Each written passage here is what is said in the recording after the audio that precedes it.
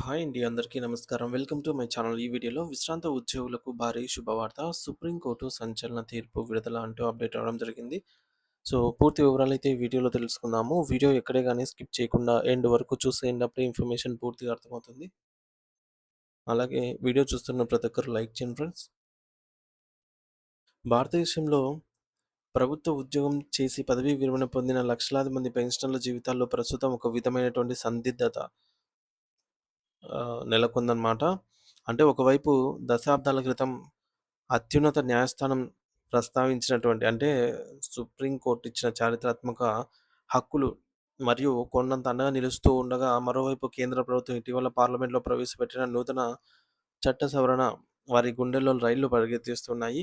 ఈ 2 భిన్నమైన పరిణామాల మధ్య పెన్షనర్ల భవిష్యత్తు ఏ మలుపు తిరుగుతుందో అనేది ఇప్పుడు దేశవ్యాప్తంగా చర్చనీయాంశంగా అయితే మారిన అంశము. అసలు ఈ వివాదం ఏమిటి? సుప్రీం కోర్ట్ గతంలో ఏం చెప్పింది? ఇప్పుడు ప్రభుత్వం చేస్తున్న మార్పులు ఏమిటో మనం ప్రతి అంశాన్ని క్షుణ్ణంగా విశ్లేషించుకోవాల్సిన అవసరం అయితే ఉంది.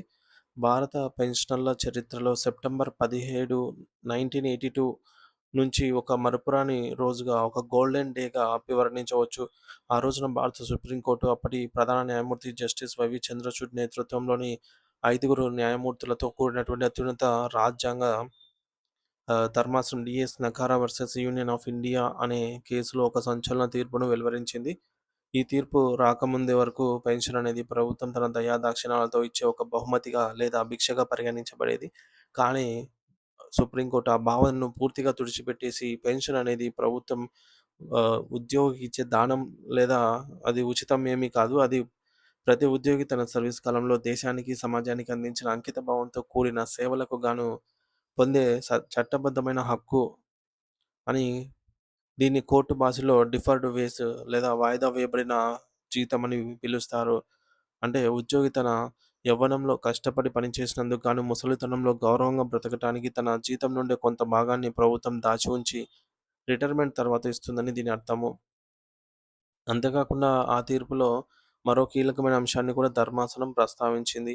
పదవీ విరమణ చేసిన ఉద్యోగులందరినీ ఒకే వర్గంగా చూడాలని, వారి రిటైర్మెంట్ తేదీని బట్టి వారి మధ్య వివక్ష చూపకూడదని ఆదేశించింది. అంటే ఒకే హోదాలో పనిచేసి వేర్వేరు సంవత్సరాల్లో రిటైర్ అయిన ఇద్దరు వ్యక్తులకు పెన్షన్ ప్రయోజనాల్లో భారీ తేడాలు కూడదు అనేది కోర్టు ఉద్దేశం. ఉద్యోగి చివరగా పొందిన జీతంలో కనీసం 50% మొత్తాన్ని పెన్షన్‌గా అందించాలని, దాంతో పాటు పెరుగుతున్న ధరలకు అనుగుణంగా కరువు భత్యం డీఏని కూడా జోడించాలని స్పష్టం చేసింది.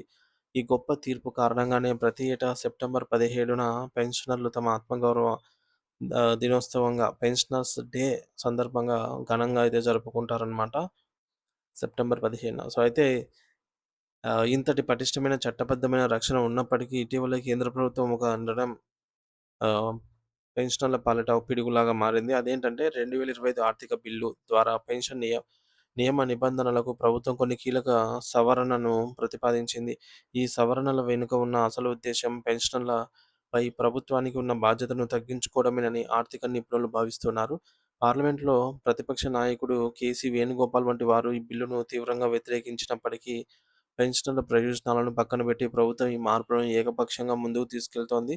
ఈ కొత్త సవరణ చట్టం అమల్లోకి వస్తే పెన్షనర్ల హక్కులను మార్చేందుకు లేదా తగ్గించేందుకు ప్రభుత్వానికి అపరిమితమైనటువంటి అధికారాలు లభిస్తాయి. ఇది రాజ్యాంగం కల్పించిన సామాజిక భద్రతకు గొడ్డలిపెట్టు వంటిదని పెన్షనర్ల సంఘాలు ఆవేదన వ్యక్తం చేస్తున్నాయి. అయితే ఈ కొత్త సవరణ చట్టం వల్ల కలగబోయే నష్టాలు చాలా దారుణంగా ఉండే అవకాశం అయితే ఉంది. మొదటగా పెన్షనర్ల మధ్య విభజనకి రేఖలు గీయబడతాయి. రిటైర్మెంట్ తేదీని బట్టి పెన్షన్లను నిర్ణయించే అధికారం ప్రభుత్వానికి వస్తే సీనియర్ పెన్షనర్లకు వచ్చే ప్రయోజనాలు తగ్గిపోయే ప్రమాదమే ఉంది. రెండవది, పెరుగుతున్న ధరల నుండి రక్షణ కల్పించేందుకు కరువు భత్యాన్ని డీఏ ప్రభుత్వం ఎప్పుడైనా నిలిపివేసే లేదా తగ్గించే వీలు ఈ చట్టం కల్పిస్తుంది. ఒకవేళ పెన్షనర్లకు డీఏ అందకపోతే ప్రస్తుత ద్రవ్యోల్బణ పరిస్థితుల్లో వారి నిత్యావసరాలు కొనుగోలు చేయటం కూడా భారంగా మారుతుంది. అన్నిటికంటే భయంకరమైనటువంటి విషయం ఏమిటంటే కొన్ని ప్రత్యేక పరిస్థితులను సాకుగా చూపి అసలు పెన్షన్ నిలిపివేసే అధికారం కూడా ప్రభుత్వం చేతుల్లోకి వెళ్ళే ప్రమాదం ఉంది. సో, ఇది కోట్లాది మంది వృద్ధుల జీవన ప్రమాణాలను దెబ్బతీస్తుంది అనటంలో సందేహం లేదు. సో, ఈ యొక్క ప్రభావం కేవలం కేంద్ర ప్రభుత్వ ఉద్యోగులకి పరిమితం కాదు. ఇది ఒక గొలుసు కట్టు చర్యలాగా రాష్ట్ర ప్రభుత్వాలు కూడా పాకుతుంది. సాధారణంగా రాష్ట్ర ప్రభుత్వాలు కేంద్ర నిర్ణయాలని అనుసరిస్తూ ఉంటాయి. కాబట్టి కేంద్రమే పెన్షన్లలో కోత విధిస్తే ఆర్థిక ఇబ్బందుల్లో ఉన్న రాష్ట్రాలు కూడా అదే బాట పట్టి రాష్ట్ర పెన్షన్ల పొట్టగొట్టే అవకాశమే ఉంటుంది. తద్వారా దేశవ్యాప్తంగా ఉన్న కోట్లాది మంది విశ్రాంత ఉద్యోగులు రోడ్డున పడే పరిస్థితి వస్తుంది.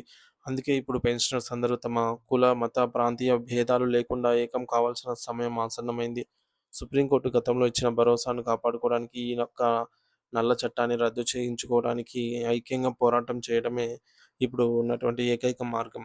ప్రభుత్వాలు మారవచ్చు గానీ, ఒక ఉద్యోగి తన జీవితాంతం చేసినటువంటి సేవకు దక్కాల్సిన గౌరవప్రదమైన పెన్షన్ హక్కు మాత్రం మారకూడదు.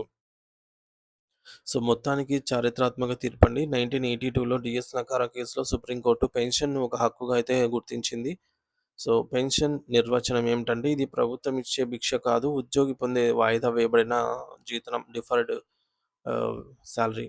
అయితే సమానత్వం రిటైర్మెంట్ తేదీతో సంబంధం లేకుండా పెన్షనర్లందరినీ కూడా సమానంగా చూడాలనేది కోర్టు చెప్పింది. ఆర్థిక బిల్లు 2025 కేంద్రం తీసుకొచ్చిన ఈ కొత్త సవరణ పెన్షన్‌లపై ప్రభుత్వానికి సర్వాధికారాలిస్తుంది. సో, ప్రమాద కటికలు, డీఏ తగ్గింపు, పెన్షన్ నిలిపివేత వంటి నిర్ణయాలు తీసుకునే అవకాశమే ఉంది. సో, రాష్ట్రాలపై ప్రభావం. కేంద్రం తీసుకునే ఈ నిర్ణయం రాష్ట్రాల్లోని పెన్షనర్లకు కూడా పెనుముప్పుగా అయితే మారబోతోంది అని చెప్పొచ్చు. సో, దీనిపై పోరాడాల్సిన అవసరం ఎంతైనా ఉంది.